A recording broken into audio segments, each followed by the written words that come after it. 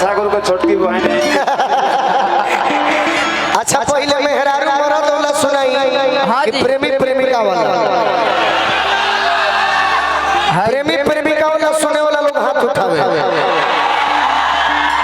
ज्यादा संख्या में। मरद मेहरारू वाला बाद में कोई तो उहे गीत हम गाई जन बड़ी रुआ सब सुने खातिर इच्छुक बन कि आज हो हिला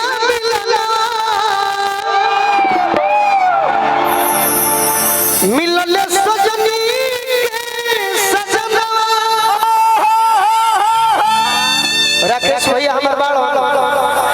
राकेश भैया एगो आग्रह करत नहीं कहे जो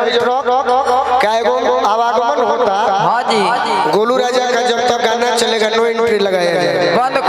करी इससे मेरे भाइयों का डिस्टर्ब हो रहा है सुनने में। नो एंट्री लगाया जाए। सूरज भैया से कह दीजिए कि आज हो हिला मिलनवा तो वहां से हमारे बिट्टू बाबा पुरस्कार मिले जय हो। मिलल सजनी के सजना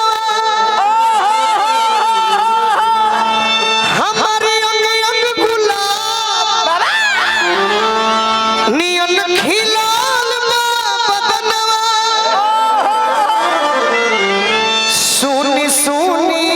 भगवान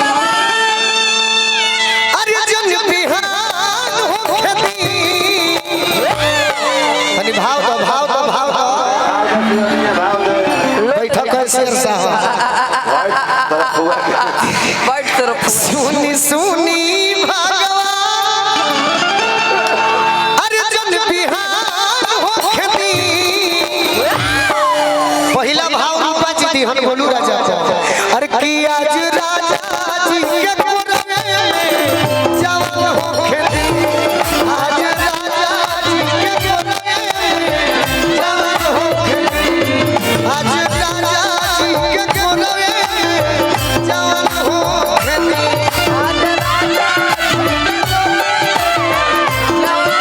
आज हो हिला मिलनवा मिलल सजनी के सजना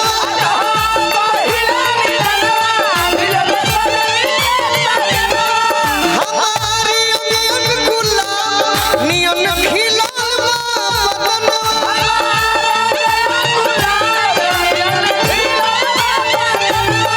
सुनी सुनी भगवान जन बिहान हो खेती। भाव दे तारू तो निमन से हां जी अरे की आज राजा जी के कोरवे में जवान हो खेती।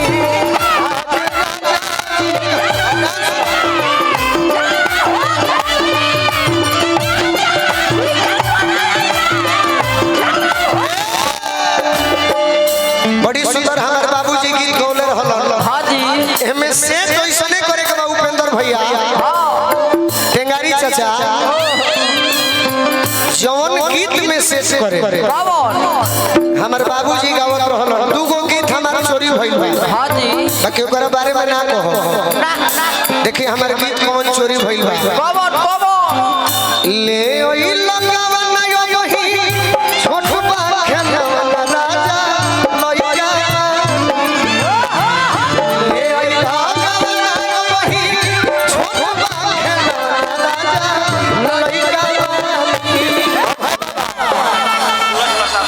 भैया हमारा सूरज प्रताप सिंह जी के मानने वाला हां जी हमारे भैया पुरस्कार दिले बड़े। हां जय हो। रविंदर भैया तनी सजिलो हमारे बड़ भैया आशीर्वाद दिले ओहो दे दी कहे के चंदन भैया के बड़ भाई रविंदर भैया आ सूरज भैया केने बनी हमर जय हो। हमर मन लागत बा राकेश भैया सूरज भैया के बुला ली तनी और में ही बात। हां जी अरे किले ओई लगवना ओही छोट बा खेलवा राजा लइका ले आई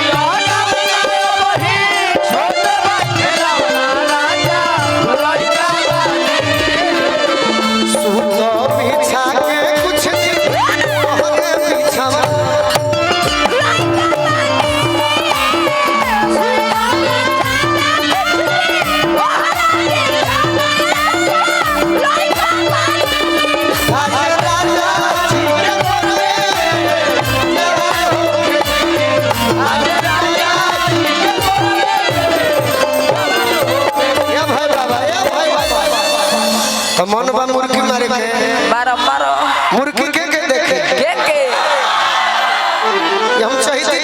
सीधे सीधे गा देती छोटू बाबा। हाँ जी मामा जी ई चाहिए तो सीधे निकाल देते कि राजा जी के ओठावा में अपन रुपा फुआ के मुर्गी जरूर देखा इहे का बड़ा बता ई तारा महंगा पड़ जाए। सही बात देखी छोटू बाबा जाते रहे एम्बुलेंस में कंट्रोल में रही बताए अब तब के घरी बा छोटू बाबा के पेट खराब हो गइल बा एकरा के सीधे निकालल जाई छोटू बाबा बिना क्लासिकल के सही बात कि राजा जी के ओठावा में तनी हमरो जरे लागो स हाँ जी अरे ओठ जब भूखल बिया ओठ जब सोटी अपन फ्रेंड बनाए में लागल बड़ी बाकी मुर्गी मारे के भाई एक जनी मारा हाँ जी। पहले तो हरे होई अरे कि राजा जी के ओठावा में ओठ जब सोटी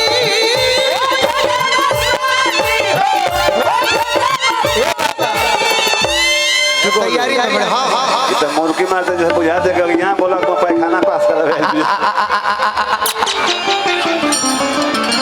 क्या मुकेश क्या मामला है इधर उधर कर रहे हो ओ पखैना मामला ये है कि सब लोग व्यस्तता है, मंच भीड़ है, थोड़ा मैनेज करना पड़ रहा है। मैनेज मत कीजिए जहाँ हम खुद मैनेज करेंगे भाई हाँ हाँ अच्छा इस वही जय हो वाह जान हर का नाम का नाम हो बोल अंजलि तहर नाम अंजलि हम एक समय में पूछत रहे लइकाई में चंदन भैया हाँ जी जब यूकेजी में पढ़े हाँ जी कि फाइल के तो बोले बड़ू सिनेमा के जरिया आ गोरे गोरे गाला हर केस बंदे करिया कहां पढ़े जलता हर के में स्कूल बोला बाकी मुर्गी के बेराबा मुर्गी मुर्गी ऐसे मरवाइला हाँ जी इतनी हनी के पहचान हो जाए कि कितना तैयारी बा सही बात ये मुर्गी मारे वाला ना है ये ये भुरकी मारे वाला ही है चलो मुर्गी में अरे कि राजा जी के उठावा में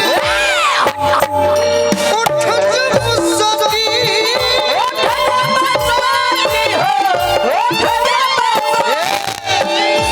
जा निकल गइलू जा जा पास कर आई भाभी जी भाभी जी ये भाभी जी रहा है पैसा वसूल प्रोग्राम बोलू रे जनु करेले हाँ जी तनी तू देखावत जा अरे कि राजा जी के उठावा में बहुत अच्छा बा बहुत अच्छा बा बहुत अच्छा जा जाता है भोर का ठीक अब के बाद चल रूपा जी रीतिका जी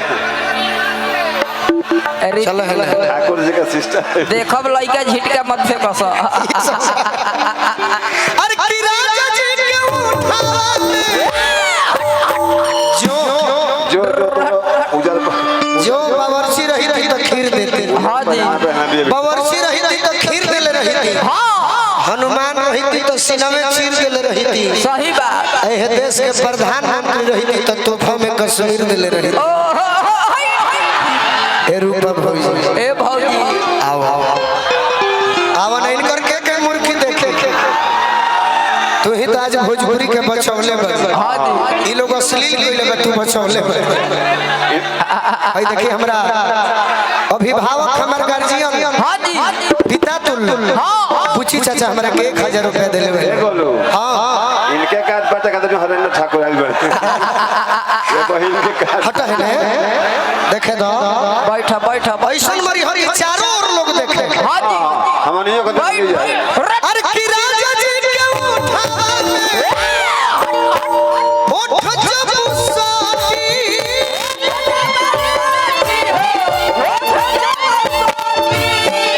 भूख भूख मरी हमारा दिलवा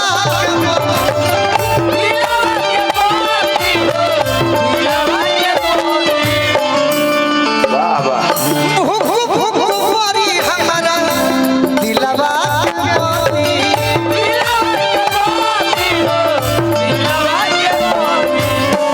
सूरज भी अरोरा के हम सम्मानित करे खातिर बेचैन बन हाँ जी अब हम अपने गमछी से अरोरा के सम्मानित करो सही बात अरोरा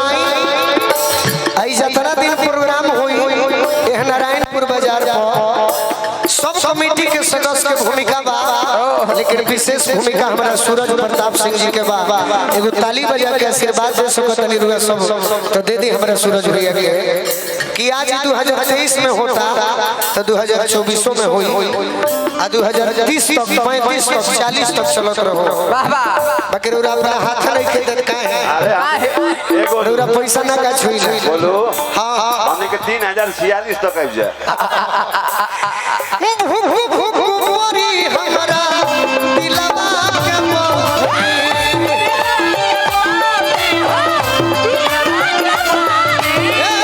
भूरी हमरा दिलवा के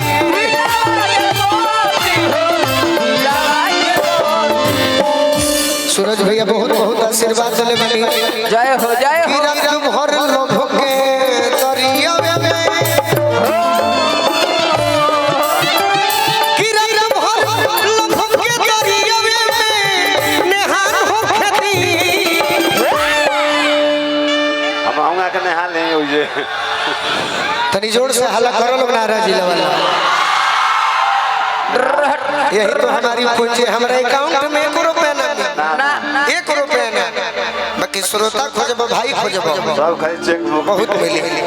किरण भर लोभ के दरिया में नेहान हो खेती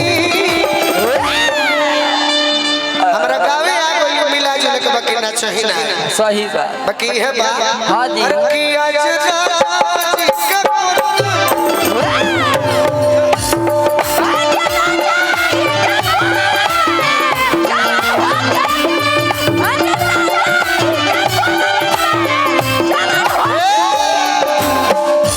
एक मैं आपको ऐसा गीत बता रहा हूँ हाँ जी जेकर दिल ना